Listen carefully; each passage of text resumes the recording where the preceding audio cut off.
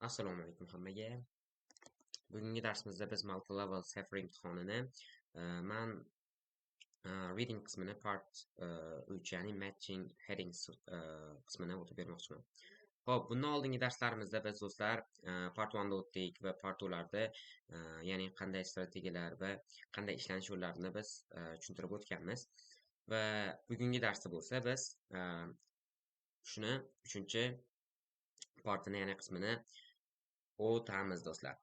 Do'stlar, Cipher imtihonida 3-chi part qismi IELTSda ham bunday matching headingslar tushadi va bizda bu Cipherda part 2 da va part 3 ga to'g'ri keladi.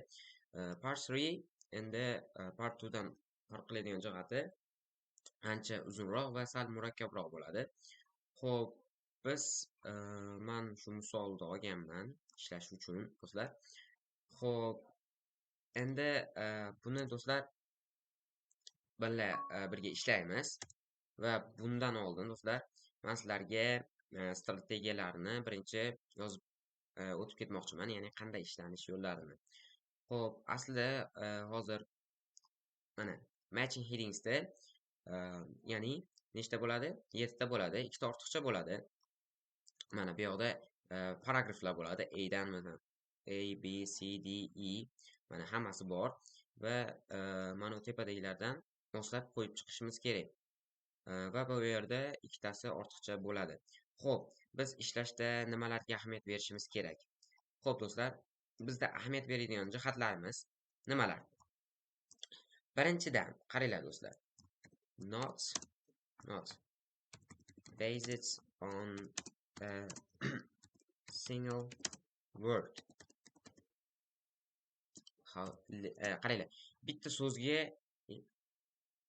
so'zga qarab turib sizlar aldanmanglar. Sizlar nima qilishinglar kerak? Birinchi bo'lib text of the paragraph. Qaranglar, hozir tushuntirib beraman nimani aytmoqchi bo'lganimni. Sizlar so'zga aldanmanglar. Sizlar umumiy ma'nosi, ya'ni nimani paragrafda ma'nosiga qarab turib chiqarib olishinglar kerak. Misol uchun do'stlar, mana ikkinchisini qaranglar-da. Some reason for success. Muvaffaqiyat uchun nima? Ba'zi sabablar. Qaranglar do'stlar. Mana success so'zini ko'rdingizda, mana misol uchun, mana A paragrafda success so'zini ko'rdingiz. Bu endi so'z bir xil chiqdi degani, paragraflar bir-biriga, ya'ni tepadagi bilan mos tushib qoladi degani emas. Siz ya'ni bittagina so'zga aldanib qolmasligingiz kerak. Nima qilishingiz kerak? Butun bitta paragrafni o'qib chiqib, umumiy ma'nosiga tayanib, siz keyin javobni olishingiz kerak do'stlar. Xo'p, buni aytib qo'yishim kerak edi. Shuni aytib qo'ydim. Xo'p, endi strategiyalarga o'taylik. Matching headings strategiyalar. Nimalar? Xo'p, birinchi bo'lib do'stlar, bizda birinchi strategiya is nima? Read the heading. Siz headingni o'qing. Optionlarda. Xo'p, keyingi qiladigan. See the difference between similar options. Qaranglar do'stlar, birinchi mana reading part 3 qismini boshlashdan oldinchi do'stlar, qaranglar nima qilasizlar. Mana bu yerda sizlarga 7 ta nimalar berilgan? List of headingslar berilgan. Endi bularda siz shularni birinchi o'qib olishingiz kerak, tushunib olishingiz kerak. Xo'p. Ya'ni yana bitta narsa bor, ahamiyat beradigan narsa. Mana birargilari misol uchun 1 bilan misol uchun 2 bir-biriga o'xshab ketishi mumkin. Lekin siz nima qilib olishingiz kerak buni o'qiyotganingizda? Bularda ikkalasini farqini bilib olishingiz kerak. Tushundinglarmi? Ya'ni ikkalasi bir xil kelib qolishi mumkin. Ya'ni bir xil emas, ma'no jihatdan siz aldanib qolishingiz mumkin. Bir xil deb o'ylab qolishingiz mumkin. Va siz o'sha paytda nima qilib olishingiz kerak ekan? Farqini ajratib olishingiz kerak ekan. Try to predict ikkinchi qadamimiz. Predict potential potential context of the paragraph. Xo'p do'stlar, yana bitta asosiy narsani men aytib o'tmoqchiman. Ya'ni nima? Qaranglar. Mana headingslarni o'qiyapsizlar. Sizlar ya'ni kontekstga borishdan oldin predict, ya'ni bashorat qilib olishinglar kerak. Nima javob bo'lsa, men uni qo'yaman. Bilasizlar, reading, listening yetganlarimizda ham nimalar qilamiz? Predictdan foydalanamiz. Bu bizga ancha foydali bo'ladi. Va biz readingni ham qilishimiz kerak, predict. Xo'p, misol uchun bitta misol keltiraylik. Qaranglar. Mana aytyapti ikkida some reasons for success. Ba'zi sabablar nimaga? Muvaffaqiyat uchun. Biz nima bo'lsa kontekstda, misol uchun bida biz o'ylayapmiz. Agar bida misol uchun deb o'ylayapman, agar muvaffaqiyat haqida gapirgan bo'lsa, sabablarni gapirgan bo'lsa, men olaman deyapman. O'sha nima bo'lishini o'ylab olishingiz kerak. Nima bo'lsa, keyin men bu javobni olaman deb turib, nima qilib olishingiz kerak ekan? Siz o'zingiz readingda bu yoqda o'qishdan oldin, bu yoqda headinglarni o'qiyotganda siz predict, ya'ni bashorat qilib olishingiz kerak ekan. Xo'p, do'stlar, bu qoidalar edi. Endi kelinglar, bitta misol bor. Shuni biz bitta yechib ko'ramiz. Bizning birinchi qoidamiz nima edi? Ya'ni o'qib olishimiz kerak edi va ajratib olishimiz kerak edi farqlarni. Xo'p. Birinchidan boshlab o'qishni boshlaymiz. Facing local opposition. Xo'p, qaranglar. Mahalliy nimaga? Tanazzul, ya'ni qanday? Inqirozga, inqiroz emas, nima desa bo'ladi? Duch keladi-yu. Misol uchun mahalliy kimdir unga qarshi chiqsa, siz o'sha paytda, ya'ni o'sha paytda aytmoqchi bu. Biror narsa bo'lgan ekan, men o'ylayapman, buni o'qiyapman. Demak, hatta qanaqadir mahalliy urushmi, qanaqadir qo'zg'olonmi bo'lgan bo'lsa, bilan duch kelgan yoki voqea bo'lgan bo'lsa, men shuni olaman deb o'ylayapman. Xo'p, ikkiga o'tyapman. Some reasons nima? Some reasons for success. Xo'p, shunga ahamiyat beringlar. Ba'zi sabablar nima uchun muvaffaqiyatga. Endi menga ahamiyat beringlar, reasons turibdi.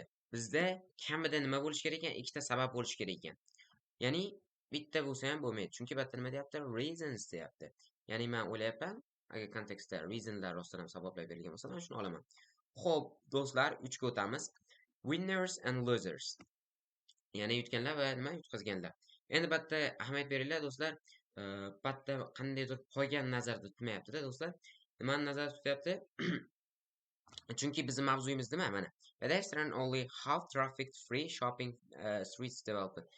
Traffic free degani, ya'ni mashina yo'q ko'chalar bor-ku, o'shanaqa ko'chali nimalar, ko'chalar qanday rivojlanganligi haqida, ya'ni o'sha magazinlar yoki o'sha ko'cha qanday rivojlanganligi haqida bu reading ekan.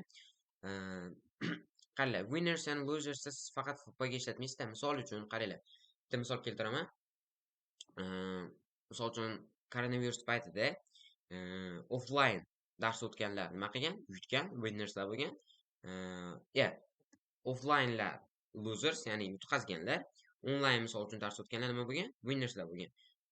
Tushunyapsizlarmi? Shunaqa ma'noda aytyapti bu yerda. Xo'p, 4-siga o'tamiz. Need for change. Nima? O'zgarish uchun muhtojlik. Xo'p, biz yerda qanaqadir o'zgarishni sezgan paragraf bo'lsa, shu javobni olar ekanmiz. Xo'p, an experiment that went wrong. Xo'p, qanaqadir tajriba ekan, nima? Xato ketgan. Misol uchun do'stlar, bu qanaqadir eksperiment, misol uchun nima demoqchi bu yerda? Xato ketgan ekan, ya'ni o'xshamagan tajriba deydi-yu. Misol uchun do'stlar, mana hozir men sizlarga dars o'tyapman. Dars o'tayotganda, kelinglar do'stlar, men shuni hozir 1 minutda tushuntirib beraman desam, hozir qiynalasizlar, tushunmaydi boshqalar birargilar. Va batda nima bo'ladi? Bizning shu eksperimentimiz nima bo'ladi? Went wrong bo'ladi. Ya'ni noto'g'ri bo'lib, ish bermaydi. Kalla qo'yib qo'ygan bo'lamiz do'stlar. Xo'p, 6-siga o'tamiz. An idea from ancient history. Xo'p, qaranglar. Bu fikr nima? U o'tmish bor-ku, o'tmishdagi nimani? Tarixdan.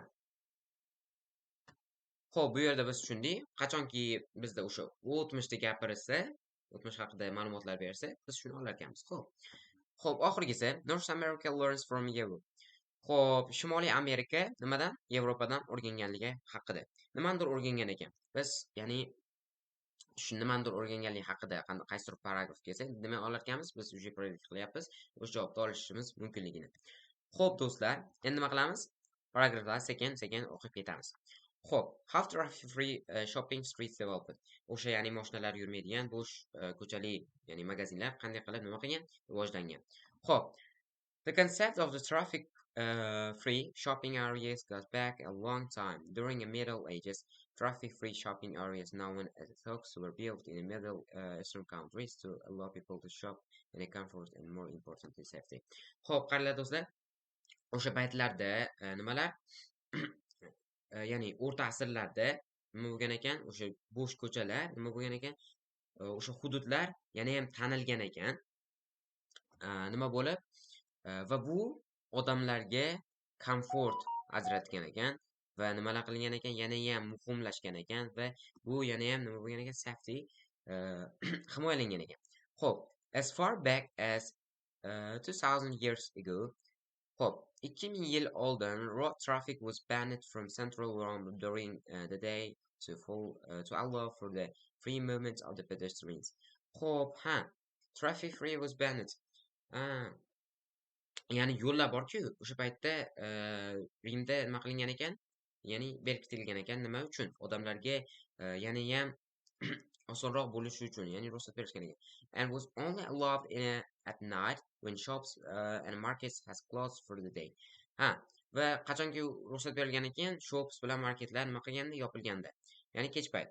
In most other cities, however, pedestrians were forced to share the streets with horses. Lekin ya'ni piyodalar nima qilishgan ekan? Otlarda ham yurishgan ekan o'sha paytlarda. Coaches and ladder with cars and other motor vehicles. Va boshqa nimalarda transport vositalarida.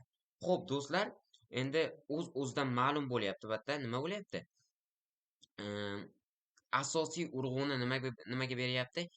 O'tmishda bo'lgan voqea haqida beryapti. Mana, bunga biz ya'ni yana ham tasdiqlashimiz uchun mana 2000 yil oldin. Mana misol uchun qaranglar do'stlar, 1990-yil oldin u qadimgi zamon bo'lmaydi do'stlar. Mana 2000 yil oldin mana haqiqiy qadim zamon bo'ladi. Va nima bo'lyapti albatta? Rimni gapiryapti, o'sha eski davrda nimalar bo'lgani va o'sha paytlarda mana даже otlardan ham foydalangani yoki shu umumiy ma'noni o'sha o'tmishda bo'lgan ishga beryapti. Va bizda qaysi headingga to'g'ri kelyapti? 6-chi headingga nima bo'lyapti? O'z-o'zidan to'g'ri kelyapti. Chunki aytyapti-ku albatta ancient history. Bu yoqda ham o'zi 2000 yil oldin deb turib, o'zi nima qo'yapti? Aytib qo'yapti. Xo'p, bizga ega chiqdi, endi topdik. Xo'p, do'stlar, biga o'tamiz. The modern traffic-free shopping street was born in Europe in 1960s when both city populations and car ownership increased rapidly. Xo'p, qaranglar, o'sha zamonaviy nima? O'sha shopping streetlari nima bo'lgan ekan? Yevropada 1960-yili nima bo'lgan ekan? Yaralgan ekan. When both cities populations and car ownership increased rapidly. Va nima bo'lgan ekan? Bu tezlik bilan karlar va cityda populationlari tezlik bilan o'sib borgan ekan. Dirty exhaust fumes from cars and the risks involved in crossing the road were beginning to make shopping an unpleasant and dangerous experience. Mashinalar tutunlari bo'ladi-yu, o'shalar nima qilishni boshlabdi? Bu shoppinglarda zarar yetkazishni boshlabdi. Do'stlar, mana bunga ahamiyat beringlar. Many believed the time was right for experimenting with the car-free streets, and shopping areas seemed the best place to start. Xo'p, ko'pchilik ishongan ekan, bu yaxshi eksperiment bo'lishiga. O'zi nimalar bilan? Mashinalar bilan. And shopping areas seemed the best place to start. Va bu magazinlar hududlari ular uchun eng zo'r nima joy bo'lib ko'ringan ekan. Do'stlar, qaranglar. Mana experimenting so'ziga aldanib qolmanglar. Men hali aytdim-ku, oddiy so'zga aldanmanglar. Umumiy paragrafni o'qib, ma'nosiga tayangan holda javob berishinglar kerak. Mana experiment degan so'zga aldanmanglar. Bitta o'zi asli nimani gapiryapti do'stlar? Qaranglar. Mana bu nechinchi ekan? 4-siga qarasanglar, a need for change. Nima? O'zgarish uchun muhtojlik. Qaranglar, bular bitta nima qilib ko'rishdi? Mashina qildi. Endi u mashina bo'lmadi. Ya'ni nima bo'lishdi? Ular muhtoj bo'lishdi. Chunki nima bo'ldi? Gazlar tarqadi va bu zarar yetkazdi. To'g'rimi? Va ular nima qilish kerak edi o'sha paytda? Ya'ni o'zgartirish kiritish kerak edi. Chunki bu oyga to'g'ri kelmadi. Va bu ham o'z-o'zidan nimaga to'g'ri kelyapti? Need for change, ya'ni o'zgarish uchun muhtojlik. Xo'p do'stlar, bu ham bo'ldi. Endi C'ga o'tamiz. Xo'p, at first, birinchidan, there was a resistance from shopkeepers. They believed that such a move would be bad for business. Xo'p, qaranglar. There argued that people wouldn't avoid streets if they were unable to get them in their cars. When the first streets in Europe were closed to traffic, there were even a noisy demonstration. Many shopkeepers predicted that there would be lost customers. Xo'p, birinchidan nima bo'lgan ekan? Boshda ular ishongan ekan, ya'ni bu biznes nima bo'lishiga, yomon bo'lishiga va ular argued that the people will avoid streets if they were unable to get them in the cars. Qaranglar. Mana yerga ahamiyat beriladi. When the first streets, qachonki birinchi o'sha ko'chalarda Yevropadagi yopilganda, trafik yopilganda, there were even noisy demonstrations. Hattoki deyapti. Hali shovqinli demonstration degani namoyishlar ham bo'lgan. As many shopkeepers predicted they would be lose customers. Nima? Ba'zi daji nimalar? Magazinchilar o'zlarini klientlarini yo'qotamiz deb ham nima o'ylashgan ekan, xayollarni o'tkazishgan ekan. Ya'ni nima bo'lgan ekan? Bitta nizolar ketyapti va daji nima bo'lgan ekan? Shovqinli nima? Namoyishlar ham bo'lgan ekan. Namoyish o'z-o'zidan nima? Local opposition. Birinchiga qaranglar, facing local opposition. Nima? Bu mahalliymi mana bu? Qani? Mana. Bu ham mahalliy nimaga duch kelyapti? Ya'ni tanqidlarga duch kelib, ya'ni namoyishlar bo'lgan. Ya'ni namoyish so'zi bilan bu nima qilib qo'yapti? Bizga namoyon qilyapti. Xo'p, C javob bo'ldi. Endi nima qilamiz? D ga o'tamiz. Xo'p do'stlar, o'qiymiz. However, research carried out afterwards in several European cities revealed some unexpected statistics. Xo'p, Yevropa shaharlari nima qildi? Ba'zi kutilmagan nimalar qildi? Statistikalar ko'rsatdi. Munich o'las mana shaharlarda, Cologne, Hamburg shaharlarda visitors to shopping areas increased by 50%. Va tashrif buyuruvchilar nima bo'ldi? Yana ham oshdi 50%ga.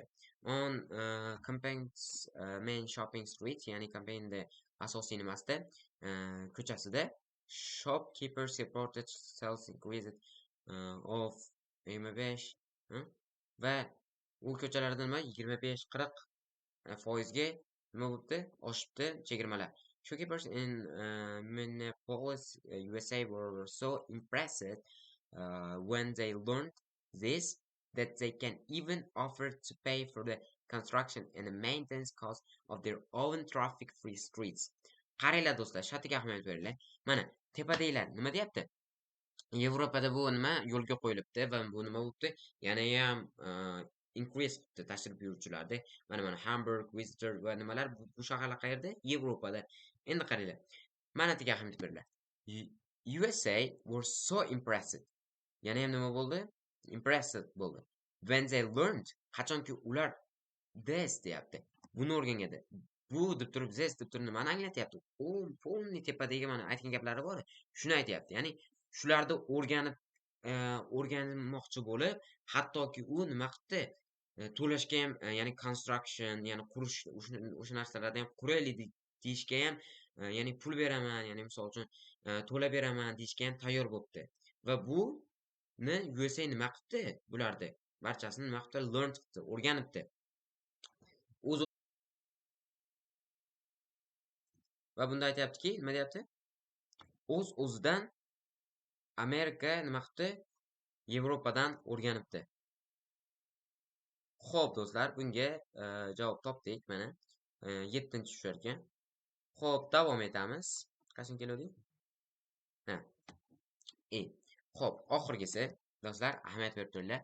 With the arrival of the traffic-free shopping street, many shops, especially those selling things like clothes, food, and smaller luxury items, prospered. Unfortunately, it wasn't good news for everyone, as shops selling furniture and larger electrical appliances actually saw their sales drop. Many of these were forced to move away from the city. Xo'p, ya'ni nima? Bunday streetlar, shopping streetlar kelishi orqali ko'p nimalar, magazinlar, ayniqsa nimalarni sotadigan, kiyimlarni, ovqatlarni sotadigan yoki qanaqadir qimmatbaho narsalar sotadigan narsalar. Prosper degani gullab yashnamoq. Ya'ni nima qildi bu magazinlar? Shunaqa ko'chalar, shunaqa magazinlar kelganda bular yana ham gullab yashnabdi, yana ham rivojlanibdi. Unfortunately deyapti, lekin it wasn't a good news for everyone. Lekin bu nima deyapti? Hammaga ham yaxshi yangilik bo'lmadi deyapti. A shop selling furniture ba'zi bir ya'ni nima? Magazinlarga o'xshab, misol uchun mebel sotadigan yoki kattaroq qanaqadir elektronik narsalarni sotadigan magazinlar nima bo'libdi? Sales drop. Ya'ni uniki tushibdi. Chunki o'ylar, misol uchun mashina bo'lmagandan keyin nima qiladi? Qanday olib chiqadi uni? Va nima bo'libdi? Bu kiyimlar, misol uchun ovqat sotadiganlarga gullab yashnayapti-da. Bu furniture shu nima larger electoral applianceslar nima bo'lyapti? Drop bo'lyapti. O'z-o'zidan nima bo'lyapti? Bittasi yutyapti, bittasi loserslar bo'lyapti, to'g'rimi? Bu yerda o'z-o'zidan nima bo'lyapti?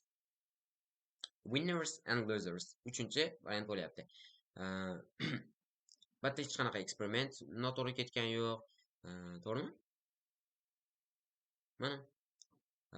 This is a part 2 reading qismi edi, do'stlar. Do'stlar, shunaqa ya'ni strategiyalarda ishlasanglar, sizlar ham nima bo'ladi? Xudo xolasa, sizlarda ham o'sish va manfaatli bo'ladi. Xo'p, do'stlar, video foydali bo'ldi degan umiddaman. Hammangizga rahmat va bundan tashqari ya'ni bu video rekord qilinadi va YouTube'ga qo'yiladi va bizdan ham YouTube'da obunachilarimiz ko'radi. Ularga iltimosimiz like va podpisatsiya tugmalarini bosib qo'yishingizni so'raymiz. Oldindan rahmat. Xo'p, do'stlar, biz darsni yakunlaymiz. Hammaga rahmat.